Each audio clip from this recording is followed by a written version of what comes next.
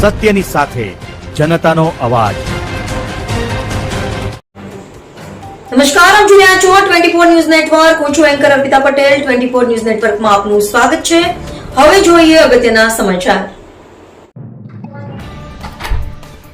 દાતા સભામાં અમિત ચાવડાના ભાજપ સરકાર પર આકરા પ્રહાર। બનાસકાંઠાના કોંગ્રેસ પ્રદેશ પ્રમુખ અમિત ચાવડાએ દાતા ખાતે સરકાર પર આકરા પ્રહારો કરતા મોંઘવારી, ખેડૂતોની સમસ્યા, આદિવાસીઓના જમીન અધિકાર, દારૂબંધી અને ભ્રષ્ટાચાર જેવા મુદ્દાઓ ઉઠાવ્યા હતા। તેમણે આક્ષેપ કર્યો કે ભાજપ સરકાર સત્તામાં આવ્યા બાદ પોતાના વાયદા પૂર્ણ કરવામાં નિષ્ફળ રહી છે। ચાવડાએ કહ્યું કે કોંગ્રેસને 1 તક આપો, 100 દિવસમાં મોંઘવારી ઘટાડીને બતાવીશું। ખેડૂતોની આવક બમણી કરવાના વચનનો ઉલ્લેખ કરી તેમણે કહ્યું કે ખાતર બિયારણના ભાવ વધતા ખેડૂત દેવાના બોજ હેઠળ છે। આદિવાસીઓના જમીન અધિકાર મુદ્દે તેમણે સરકારને ઘેરતા આક્ષેપ કર્યો કે વિકાસના નામે આદિવાસીઓના અધિકારીઓ છીનવાઈ રહ્યા છે। સાથે જ અંબાજી સહિતના વિસ્તારોમાં મકાનો તોડવાના મુદ્દે પણ સરકારની ટીકા કરી। ગુજરાતમાં દારૂબંધીની અમલવારી અને સરકારી તંત્રમાં ભ્રષ્ટાચાર અંગે પણ તેમણે ગંભીર આક્ષેપો કર્યા હતા। અંતે તેમણે આદિવાસી સમાજને પોતાના જમીન અધિકાર માટે સંગઠિત થઈ સંઘર્ષ કરવાની હાકલ કરી હતી।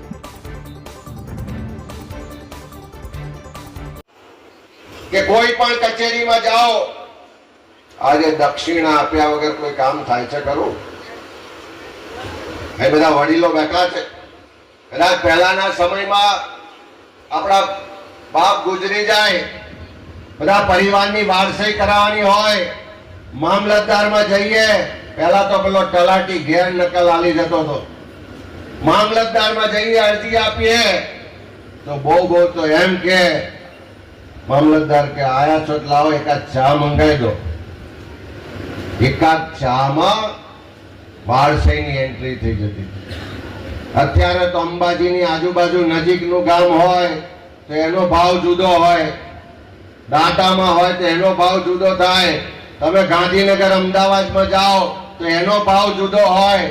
તમારા બાપ દાદાની જમીન એમાં તમારું નામ દાખલ કરાવવામાં પણ હજારો રૂપિયા આપીએ નહીં ત્યાં સુધી નામ દાખલ થતું નથી। બેને કહું દારૂ, ગુજરાતમાં તો દારૂબંધીનો કાયદો છે, ખબર છે? કેટલાને ખબર છે દારૂબંધીનો કાયદો છે?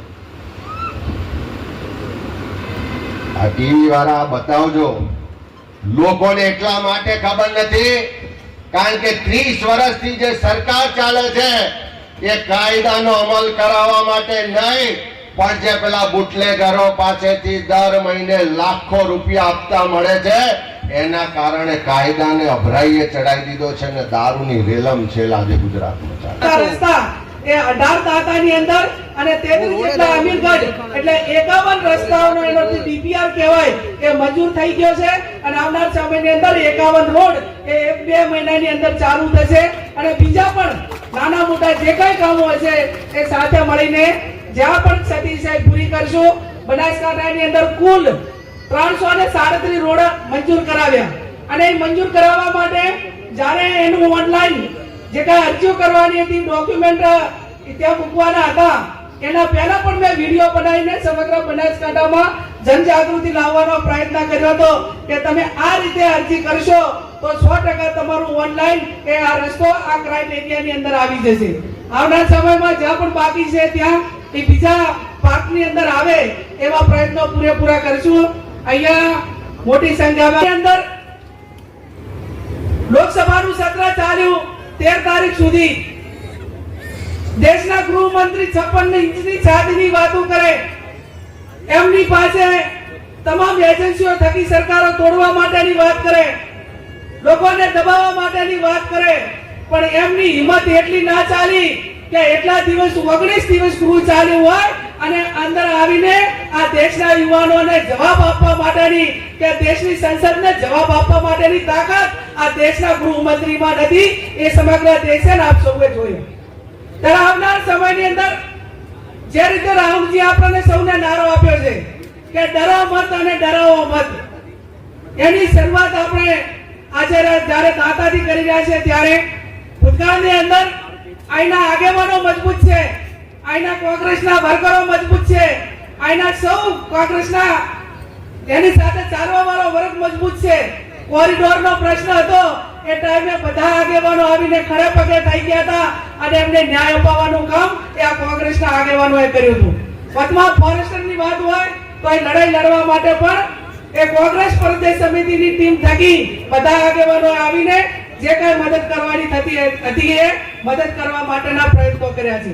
ત્યારે આપ સૌને કોંગ્રેસ પાર્ટી સમગ્ર નેતૃત્વ તમારી સાથે આવી અને તમારી લડાઈ લડવા માટે પૂરેપૂરી મદદ કરશે એની પણ આપ સૌને હું આજે ખાતરી આપું છું. અહીંયા આવડી મોટી સંખ્યામાં આપ સૌ હાજર રહીને કોંગ્રેસનું મનોબળ વધારવા માટેનું જ્યારે કામ કર્યું છે ત્યારે કોંગ્રેસના હોદ્દેદારોની નિમણૂક હોય, નાના મોટા બીજા કોઈ પણ કામો હોય, આમ તો ભારતીય જનતા પાર્ટી એ બોલે ને વર્તે એમાં જમીન આસમાનનો ફેર હોય છે. દેશના વડાપ્રધાન એ ડ્રગ્સ મુક્ત માટે કરીને એનું અભિયાન ચલાવે અને એમની પોતાની પોલીસને અભિયાનો ચલાવે અને બનાસકાંઠા હોય, દાતા હોય, તમે જો તો યુરિયા ખાતર ખેડૂતોને ના મળે અને લાઈનમાં ઊભું રહેવું પડે. પણ જો તમારે દારૂ જોઈએ, ડ્રગ્સ હોય કે કોઈ પણ કેફી પદાર્થો જોઈએ તો એની હોમ ડિલિવરી ફોન કરો ને તો તમને સ્થળ ઉપર આપવા માટે કરીને આવે. આ બધી જ પોલીસને ખબર છે, પણ છતાં એ હપ્તા લઈને એ માત્ર ગાંધીનગર સુધી ને પણ દિલ્હી સુધી હપ્તા પહોંચે છે અને એના કારણે આપણા યુવાનો બરબાદ થાય છે, આપણી બેન દીકરીઓ વિધવા પડે છે અને એની ઝુંબેશ આવનાર સમયની અંદર ઉપાડવી પડે તો અમે બધા સાથે મળીને કાંતિભાઈ બધા જેટલી બોર્ડરો છે એ બોર્ડરો ઉપર ઘેરાવો કરવો હોય ને તો પણ તમે બધા સાથ સહકાર આપશો તો અમારી તૈયારી છે. અને હું તો અમિતભાઈ ચાવડા સાહેબને સમગ્ર કોંગ્રેસ પાર્ટીને વિનંતી કરું છું કે સમગ્ર જિલ્લાના અને રાજ્યની અંદર દેશી દારૂના બુટલેગરો કેટલા છે, ઇંગ્લિશ દારૂના બુટલેગરો કેટલા છે, ડ્રગ્સ વેચવા વાળા કેટલા છે, આ બધાનું સર્વે કરાવો. કોંગ્રેસ પાર્ટીના કાર્યકરો એની યાદી બનાવે અને યાદી બનાવીને મોબાઈલ નંબર સાથે દેશના ગૃહમંત્રીને અને રાજ્યના ગૃહમંત્રીને એની કોપી આપો અને ધારાસભ્યોને બધા એક ડેલિગેશન થઈ અને એમને મુખ્યમંત્રીને મળો કે તમારા રાજ્યની અંદર આટલા દેશી દારૂના અડ્ડા છે, આટલા ઇંગ્લિશના અડ્ડા છે, આ તમે બંધ કરાવો અને બંધ નહીં કરાવો તો કોંગ્રેસ પાર્ટી એ જનતા રેડ પાડીને આ યુવાનોને બરબાદી બચાવવા માટેનું કામ કરતા હોય. વાત કરી છે એમાં હું મારો સુર પુરાવું. હેમંતસિંહભાઈ એક યુવા તરીકે આ વિસ્તારમાં કોંગ્રેસને મજબૂત કરશે અને એમને એમના પિતાના વારસો મજબૂત રીતે જાળવી રાખ્યો છે.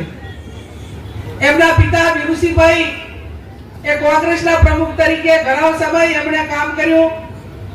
જ્યારે અમે મહિલા કોંગ્રેસમાં યુથમાં કામ કરતા હતા એ ટાઈમે પણ આ દાંતા વિસ્તારમાં એમણે કોંગ્રેસનું સંગઠન મજબૂત કરીને ધારાસભ્યની ચૂંટણી હોય, લોકસભાની ચૂંટણી હોય કે ગમે તે ચૂંટણીઓની અંદર એ કાયમી આ ગઢને આચરવાનું કામ એ હિંમતસિંહભાઈ અને એમના આવનાર સમયની અંદર બધા જ એમના જે ટેકેદારો જેમ એમના પિતાશ્રીએ કામ કર્યું એ રીતે કામ કરીને ટકાવી રાખશે એવી આપણે માં જગદંબા અંબાજીને પ્રાર્થના કરીએ.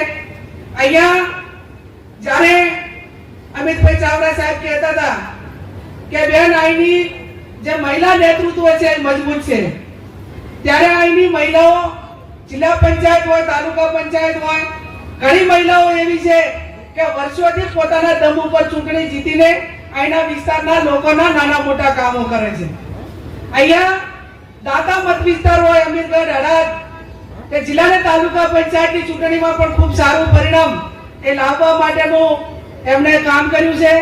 અહીંના મતદારોના આશીર્વાદ પણ કોંગ્રેસ પાર્ટીને મળ્યા છે. લોકસભાની ચૂંટણીમાં પણ 12,000 જેટલી લીડ એ આ દાતા વિસ્તારે આપીને દિલ્હીનું નેતૃત્વ બનાસકાંઠાને પૂરું પાડવા માટેના આશીર્વાદ પણ આ દાતાના મત વિસ્તારના તમામ સમાજના લોકોએ આપ્યું.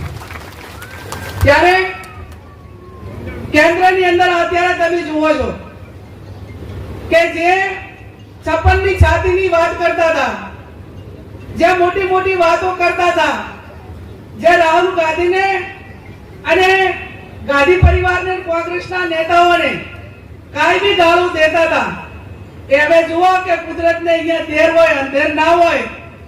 આજ સુધી જે વડાપ્રધાને આટલી ખરાબ ગાળો આ દેશના યુવાનો પાસેથી નહીં સાંભળી હોય એટલી ગાળો આજના દેશના વડાપ્રધાન એ નરેન્દ્રભાઈ મોદીને આ દેશના યુવાનો થકી સાંભળવા મળે છે. એ બતાવે છે કે કુદરત કોઈની સામે તમે એક આંગળી કરો તો આપણા સામે વળતી 4 આંગળી આવે. આ દેશના યુવાનોએ એ જે દેશના એજ્યુકેશન મિનિસ્ટર છે એનું રાજીનામું લેવા માટે વિરોધ પક્ષો સાથે મળીને અને આ દેશના યુવાનોએ કરી બતાવ્યું કે તમે વારંવાર આ દેશના યુવાનોને બરબાદ કરવાનું કામ કરો છો. તમારી સરકારમાં વારંવાર પેપર ફૂટે છે છતાં એની પાછળ કોઈ પગલા લેવાતા નથી. આ દેશના એજ્યુકેશન શિક્ષણ મંત્રીએ રાજીનામું આપવું પડશે અને ઘૂંટણીએ પડીને આ રાજીનામું આપવું પડ્યું. એ આ વિરોધ પક્ષ હોય કે આ દેશના લોકો